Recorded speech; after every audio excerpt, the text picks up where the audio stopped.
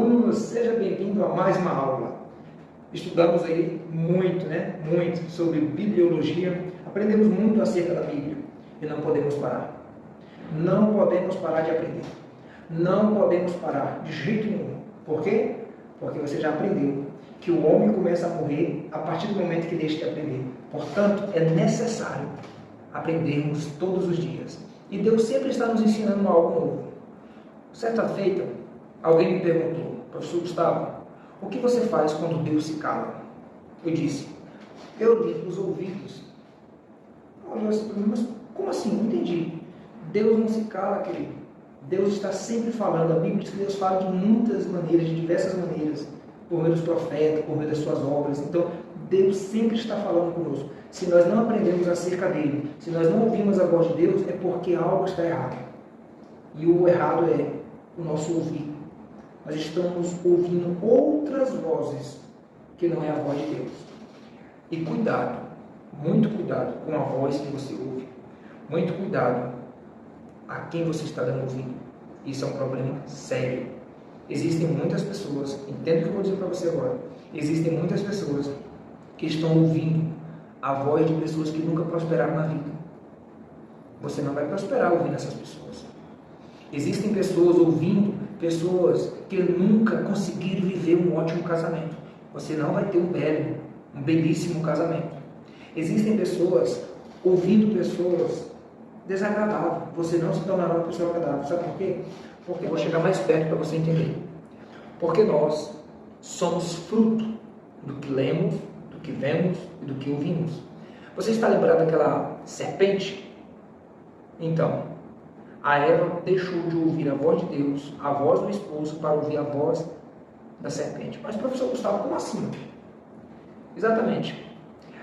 A Eva deixou de ouvir a voz de Adão, porque ele aprendeu com Deus e passou para ela o que ele aprendeu com Deus. E automaticamente, quando ela deixa de ouvir a voz do esposo, ela deixa de ouvir a voz de Deus. E aí, qual foi o resultado? Multiplicação de dor, sofrimento, tanto para ela quanto para quem estava ao lado dela. O que nós aprendemos com isso? Aprendemos algo muito simples. Quando eu desobedeço a voz de Deus, eu sofro. E todos que estão em minha volta sofrem também. Eu vou te provar isso de uma forma mais simples. Você está lembrado? Jonas? Então, a Bíblia vai nos mostrar, vai nos dizer, vai nos revelar que Jonas estava dentro do navio. E ele era a causa, o motivo daquela ventania, daquele mar estar agitado. E todos que estavam dentro do barco sofreram por causa dele.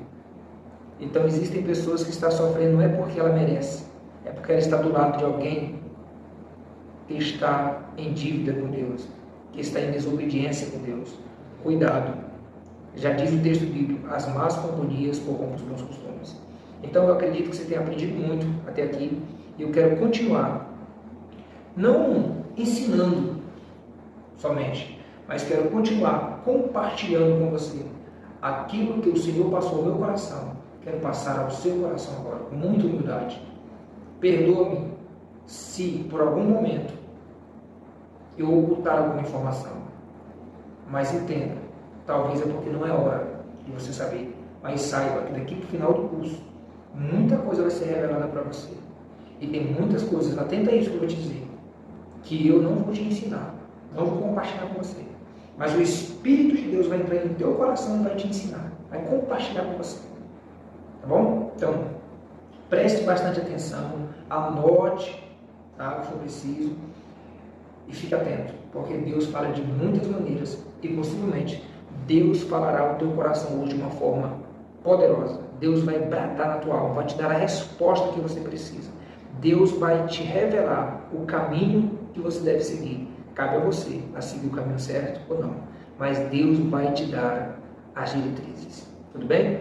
Antes de iniciarmos aqui a nossa aula pelo slide, vamos fazer uma oração? Então, ore comigo. Curva a sua cabeça e fale com o papai querido como um pai.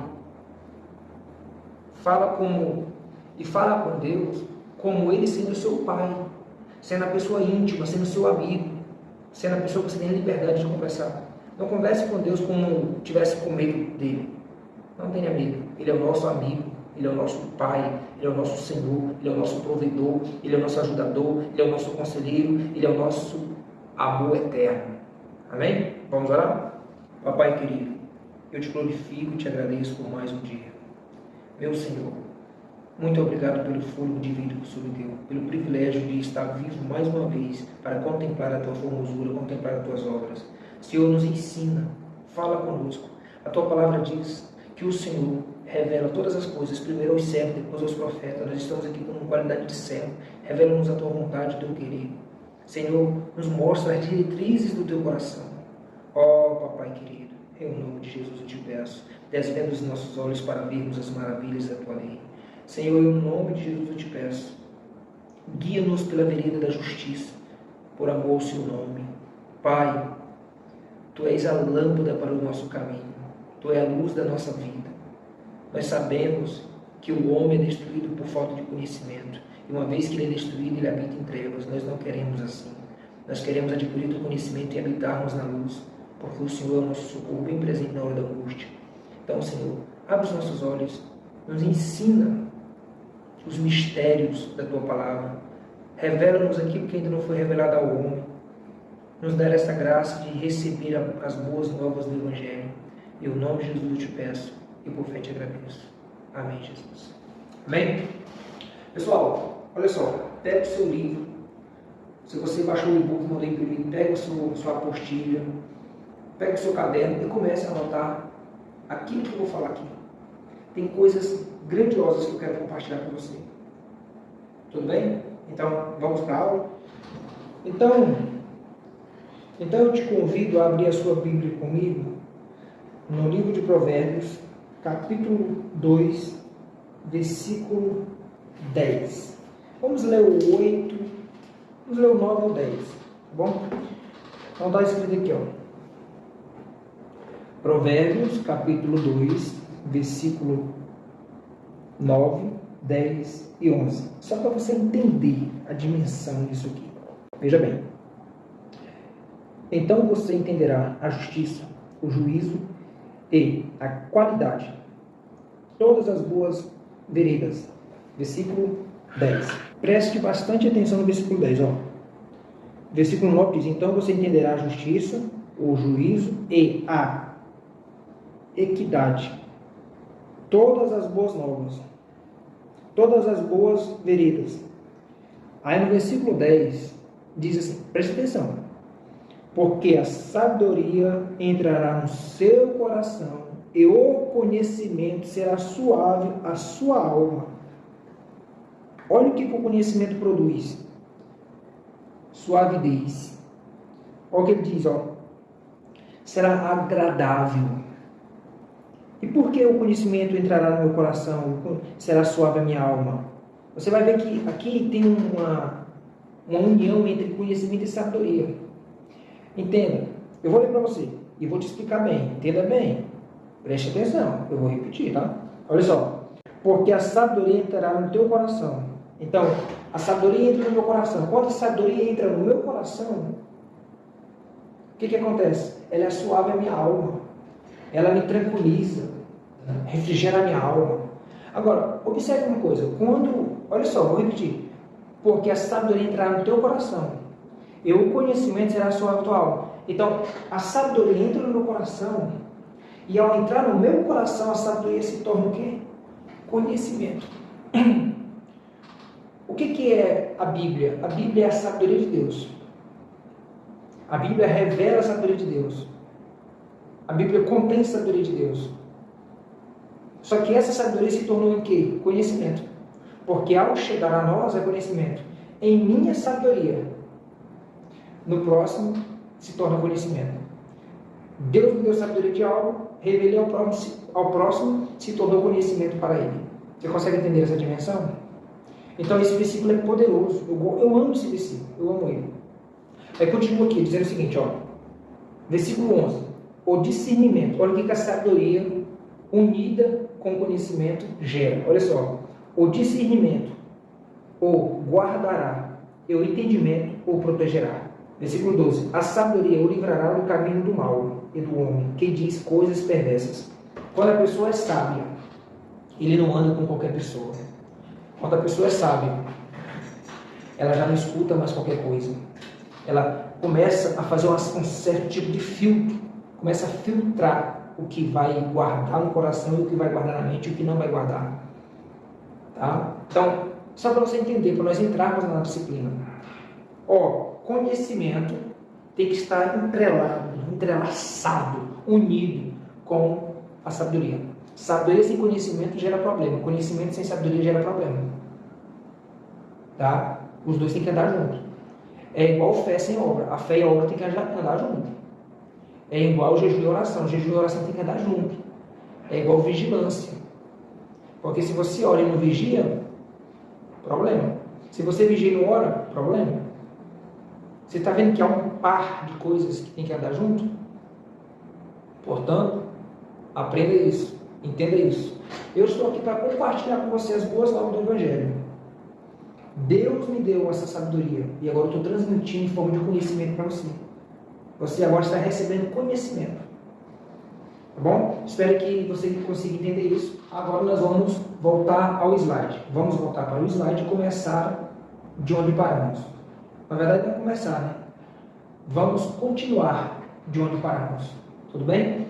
Então, que venha o slide. Pronto, nós paramos aqui. Qual a diferença de introdução bíblica para a bibliologia? E se nós paramos aqui, daqui vamos dar continuidade. Você já teve muito tempo para poder pensar. E eu te pergunto, você já pensou sobre qual é essa diferença? Já analisou? Bom, espero que sim. Estou aqui com o bonezinho Escola Cadima. O melhor aluno nessa disciplina vai ganhar um boné desse, tá? Se tem mais de um aluno, nós vamos sortear, tá bom? Então vamos lá. Vamos descobrir? Vamos descobrir juntos? Então vamos. Introdução bíblica é o estudo do contexto histórico, cultural e literário bíblico, tá? O literal da Bíblia, tá? Enquanto bibliologia é o estudo da natureza, origem, autoridade das escritas. Vamos entender? O que é introdução bíblica? Introdução bíblica é o estudo do contexto histórico, tá? Que estuda a cultura da Bíblia, o contexto literário da Bíblia, tá? Já a bibliologia é o estudo da natureza da Bíblia, a origem, quando foi que ela se originalizou, quando foi que ela começou, qual é a sua autoridade, tá? Para você entender melhor, vamos continuar aqui a leitura, tá? Em outras palavras, bem simplificada, introdução bíblica já está bem claro, pelo nome. Vai ficar bem claro para você para não ficar dúvida, né? Claro, pelo nome, que é uma introdução de toda a Escritura. Entenda bem, introdução bíblica vai tratar de uma introdução de toda a Bíblia, da Bíblia, certo? Ok? No seu aspecto como livro. Possivelmente, esta disciplina é encontrada em cursos de nível básico e médio em teologia. Por outro lado, bibliologia é encontrada nos cursos de nível superior. Então, enquanto a introdução bíblica vai falar em torno da Bíblia, aquele conteúdo tipo o livro de Gênesis, Êxodo e tal, aquela coisa, e vai contar a história deles, quando se originou esse livro, quem foi o autor e tudo mais, a bibliologia ela vai falar sobre quando foi que aconteceu a divisão da Bíblia, tipo Antigo e Novo Testamento, quando foi que surgiu a divisão de capítulos, versículos, porque não tinha, tá? Então a bibliologia ela vai tratar desses termos.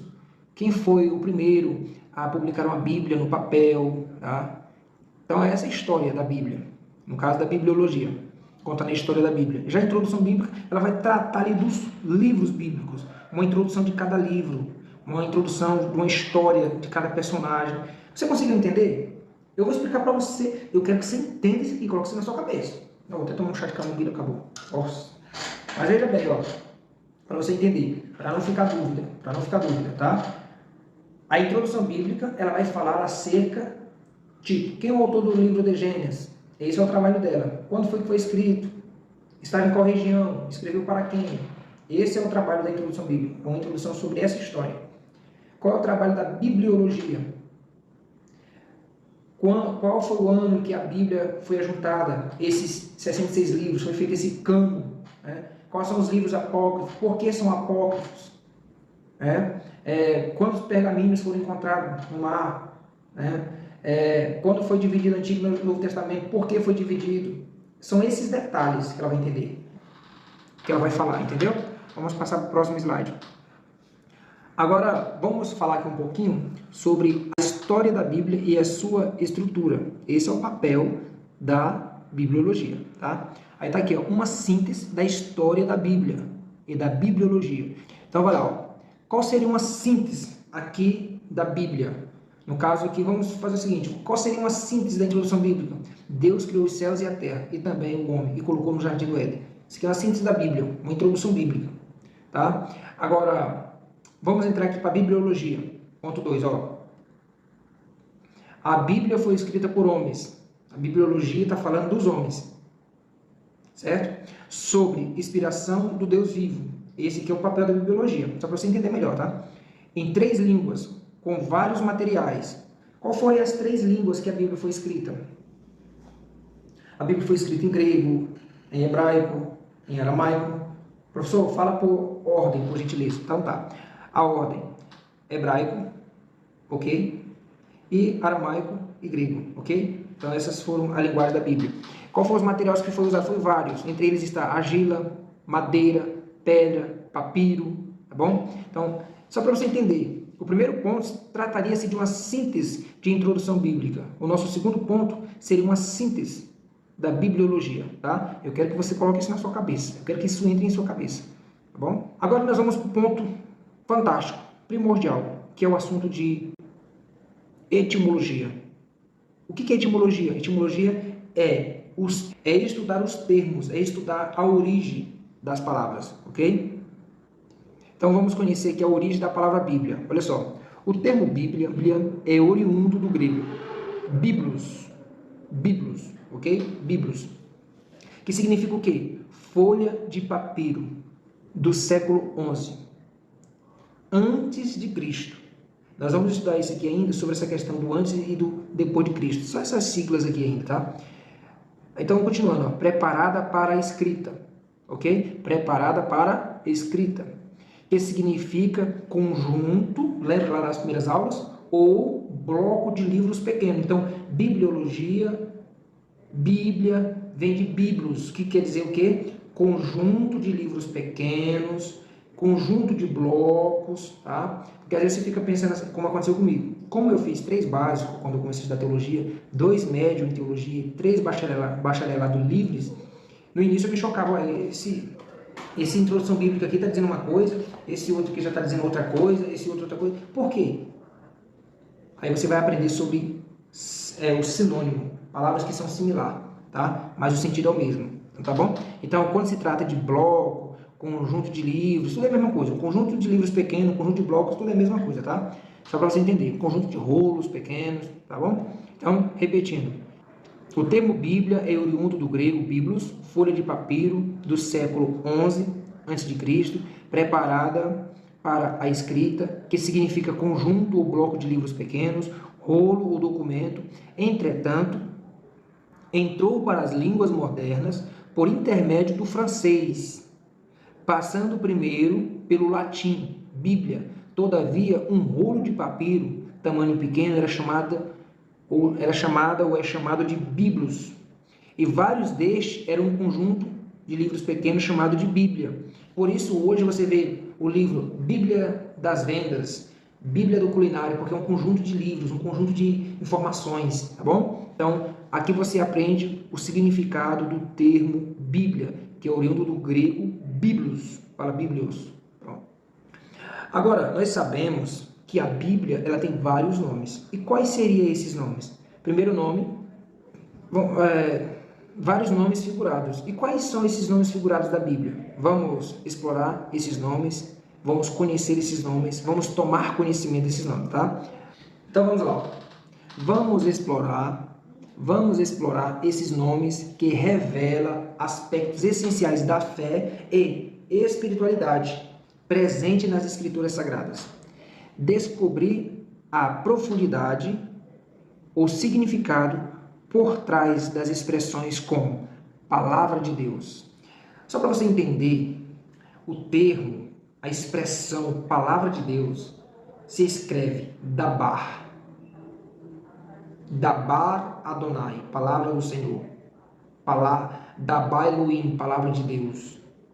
Agora, gente, se você sabe que Dabar Ó, dabá com B e davar também. Quer dizer, palavra. Você fala assim, pronto, eu já sei falar palavra em hebraico. Dabar, davar. Senhor é Adonai. Eloi. Bom, já sei. Aí você vai falar, dabar Adonai. Tá errado. Escrever se escreve assim, mas para se pronunciar a gramática muda. Então é divar Adonai. Divar Adonai. Divar. Ó, divar. Divar. Divar Adonai. Quer dizer, palavra do Senhor. Ok? Então você já aprendeu a falar em hebraico, né? Igual Shalom. Shalom Adonai. Você escreve Shalom Adonai. Mas quando vai pronunciar, não se pronuncia Shalom Adonai. Se pronuncia Shalom Adonai. Tá? Tem uma diferença por causa da gramática. Mas eu não quero me ater a esses detalhes aqui. Nossa questão é outra, tá bom? Então vamos continuar. Luz do mundo. A palavra de Deus também é chamada de luz do mundo. Porque está escrito em João capítulo 1.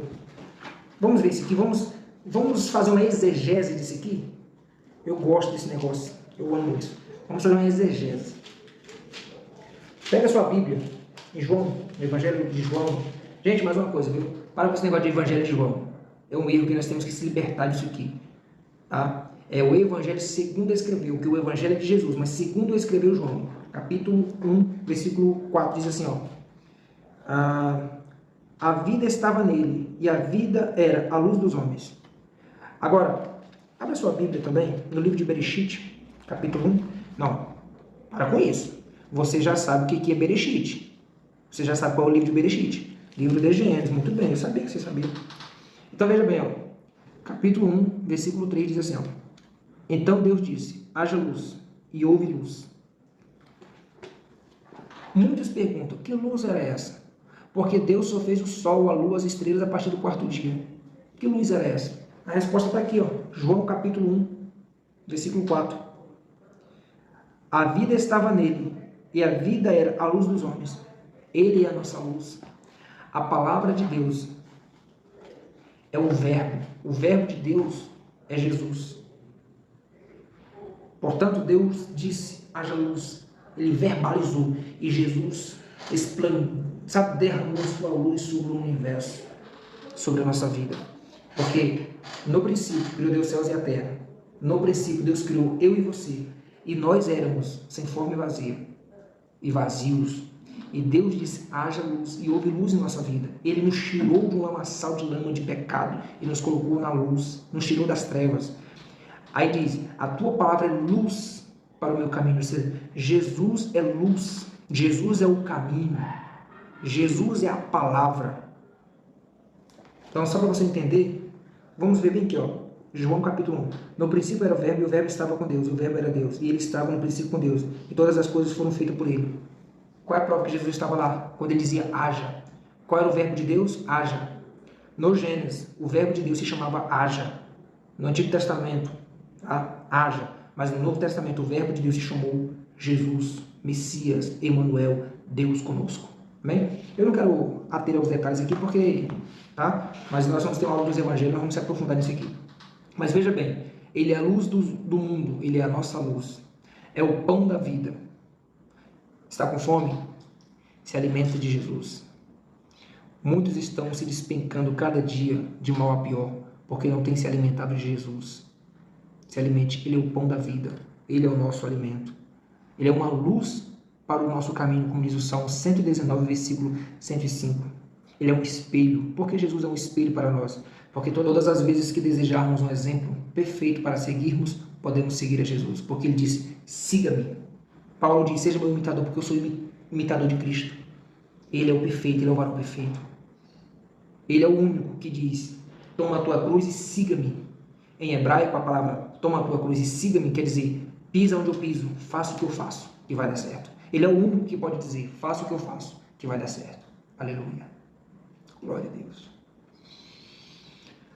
Oh, aleluia. Estou sentindo uma graça de Deus aqui para te falar isso. Eu estou sentindo uma graça para te dizer, pode se espelhar em Jesus. Ele é o exemplo, ele é o espelho perfeito. Pode se espelhar nele. Que o teu corpo, que a tua alma, que o teu rosto possa refletir a glória de Jesus. Aleluia. Ouro fino. Ele é um ouro fino. Lembra que lá em Gênesis vai falar sobre o ouro de Avilar, que era o melhor ouro, este era bom? Nós vamos dar isso aqui mais à frente, tá? Uma porção de alimento. A palavra de Deus é uma porção de alimento para nós. Ei, querido, hoje você quer se alimentar do pão, do maná, mas eu te digo, existem coisas melhores do que o maná. Fique atento nisso. Não fica querendo só o maná não, porque tem coisas melhores do que o maná te esperando, tá? Tem uma cidade gloriosa te esperando. Existe uma cidade cheia de uvas, de maçã, cheia de coisas, leite, muita coisa melhor do que maná. Não pare no meio da caminhada. Não pare no meio da caminhada. Continue. Não se contente só com maná. Abraão queria ficar no meio do caminho, porque ele se contentou com maná. Depois a gente vai falar sobre isso. Mas ele ficou no meio do caminho. Lê a Bíblia porque você vai ver que ele ficou no meio do caminho. Deus teve que despertar ele e falar assim, sai daí. Essa aí é a terra das oportunidades, mas eu tenho terra melhor para você. Negócio de só maná não, eu tenho coisa melhor para você, tá? Então vamos dar continuidade aqui, falando sobre o leite. A palavra de Deus é leite para os bebês, para os recém-nascidos. Só que não é para sempre, tá, pessoal? Porque veja bem, Paulo falou assim, vocês ainda bebem leite, vocês já deveriam ser mestres. Então, a palavra de Deus, ela é alimento sólido, ela é leite, ela é tudo para você. E lembre-se, existe um tempo para cada coisa. Tem tempo que você toma leite, mas tem tempo que você tem que comer o pão. Porque a palavra de Deus é o pão para os famintos, como diz em Deuteronômio, que é o livro de Devarim, capítulo 8, versículo 3.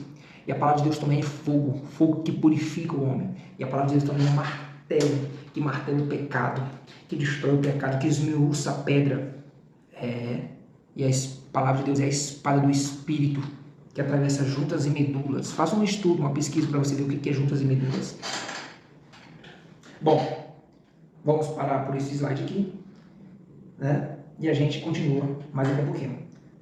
Quero que você pare um momento para orar, porque isso aqui que eu te falei foi profundo. E você precisa orar para Deus te dar mais iluminação sobre isso aqui. Mais na profundidade, tá bom? Bom, finalizamos mais uma aula. Espero que você tenha aprendido muito nessa aula, tenha gostado bastante. E que Deus te abençoe. Shalom, shalom, lehitriot, a paz e até breve. Lehitriot, a paz e até breve. A gente se vê na próxima aula, se assim o Eterno nos permitir. Tudo bem?